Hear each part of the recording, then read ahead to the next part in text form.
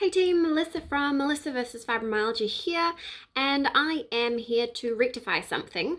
I did not realize that I had never written about preparing for the postpartum period with chronic pain, fatigue, fibromyalgia.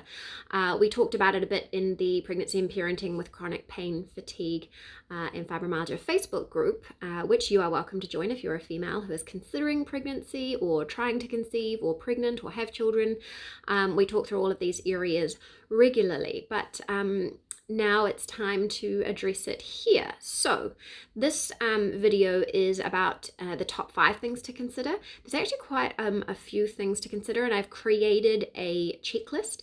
And in the month of August 2019, to celebrate the fact that my Pregnancy and Fibromyalgia ebook is updated to reflect my 3rd and final pregnancy, with all of my new knowledge and the little bits of research that have come up, and also the updated edition of the Pregnancy and Fibromyalgia e-course. So I have updated both of those to reflect obviously all of my new knowledge.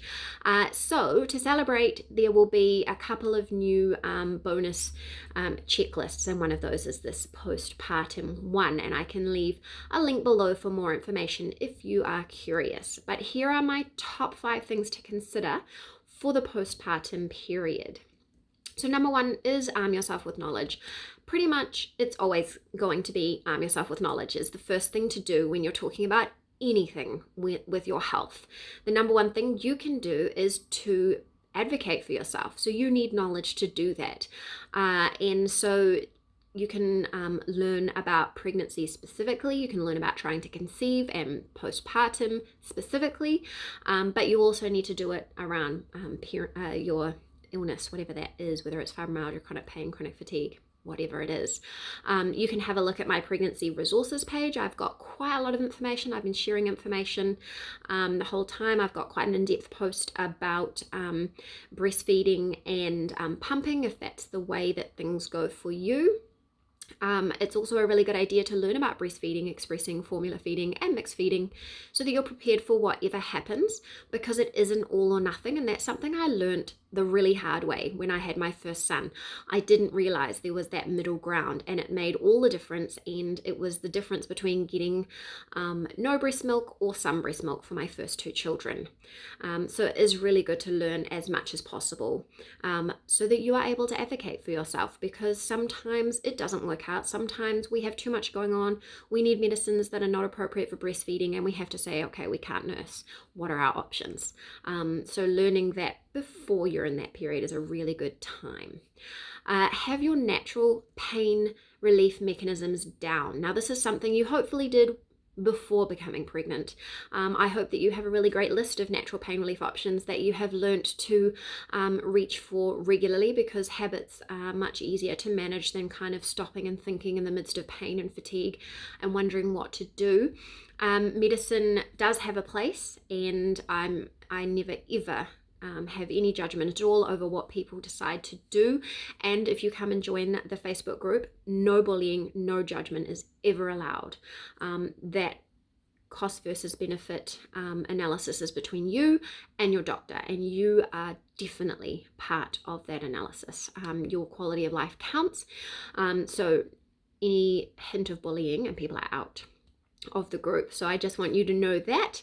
But I also have a post, my top 5 natural pain relief mechanisms, but things like your heat pack, stretching, warm baths, magnesium rubs, all of those kind of things fit in here. But just have your list ready, because the postpartum period is not a fun time really for anybody. It is hard having a baby, and if you've had a difficult pregnancy or a difficult labor, it can be quite difficult in those first weeks. So having those options is a really good idea. Now, this kind of follows on. The next part is to research and discuss medicinal options with your doctor or medical team. Now, it's really great to be prepared before you have the baby, because sometimes you can have a big flare-up postpartum. And so just making sure that you've got medicines there that are vetted for breastfeeding, and making sure that anything you've been given doesn't interact with other things. My Pregnancy and Fibromyalgia course has a list of advanced pain relief options, including loads of places places you can go for more information, because like I said before, it's really good if you do the research yourself and you're aware of what is available. So for example, they don't do experiments on pregnant people or on babies. That would be ethically unsound. So a lot of the information is guesswork. One book I highly recommend is Expecting Better by Emily Oster. She really goes through those categories, the American categories for medicine, so that you get a sense of why something is called an A, B, or C, so that you can really make those decisions yourself, because the best decision is a well-informed decision. And obviously it's good if you can chat with your doctor, because if your doctor is one of those super conservative ones who doesn't even want to consider medicine, you need to be able to advocate for yourself if that's what you need.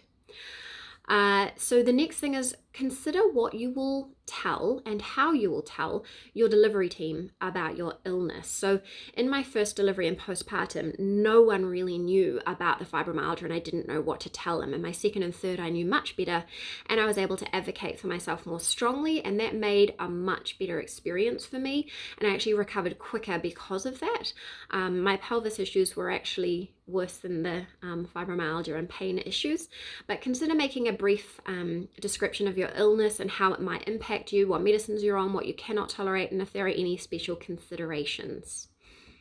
And the last one is compile a list of handy items that will help you. So things like urine alkalizer. Look into that, please. Warm socks, nursing bras, a bottle spray with witch hazel for your sore body, open button pajamas so that it's easy if you're nursing, heat pack, your pillow, and your pre-approved medicines and natural pain relief options. All of those things that will make you feel comfortable as a postpartum person with chronic pain and fatigue. I was in so much pain and so sore and so tired after my first baby that I lost my appetite. I just had no idea what to do to help myself, and if I had had that stuff there, it would have been easier to use. So take my lessons, take my hard-earned knowledge and have all that stuff there. So as I said before, there is a lot more to the checklist, and the checklist is basically a freebie for those updated books and courses. I am so excited about them. I'm so happy that I have been able to update it, because quite frankly, it's very difficult to get anything done with 3 children, 5 and under, but I have managed to do it. And do come along to the pregnancy and chronic pain, chronic fatigue, fibromyalgia Facebook group if you want to chat with us. We're chatting in there every day. There's quite a big archives that you can search through. Head on over to melissaversusfibromyalgia.com and have a look there. There are a lot of blog posts and information. If you like these posts, these videos, please like and subscribe. And if you have any questions, leave me a comment below. I would love to chat, and I really hope that this list for your postpartum journey helps.